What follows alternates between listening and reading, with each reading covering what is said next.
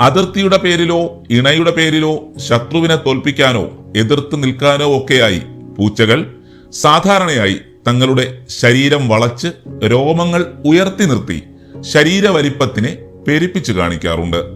കൈകൾ കൊണ്ട് ശക്തിയായി എതിരാളിയുടെ മുഖത്തും ശരീരത്തിലും അടിച്ചും കടിച്ചും മാന്തിയുമൊക്കെയാണ് പൂച്ചകൾ ആക്രമിക്കുക.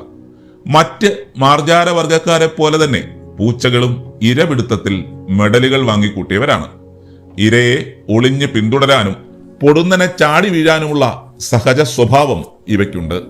ഇര വരുമ്പോൾ പെട്ടെന്ന് ആക്രമിച്ച് കീഴടക്കുന്ന വിദ്യയാണ് പൂച്ചയുടെയും ആയുധം. ഇങ്ങനെ കീഴടക്കിയ തന്റെ ഇരയുടെ കഴുത്തിന് കടിച്ചു കുടഞ്ഞ് നട്ടെല്ല് തകർത്ത് പരാലിസിസ് വരുത്തുകയോ കരോട്ടിഡ് ആർട്ടറിയും ജുഗുലാർ ഞരമ്പും മുറിച്ച് രക്തം നഷ്ടപ്പെടുത്തുകയോ അല്ലെങ്കിൽ ഇരയുടെ ശ്വാസകോശനാളി തകർക്കുകയോ ചെയ്ത് പൂച്ച ഇരയുടെ കഥ കഴിക്കുന്നു.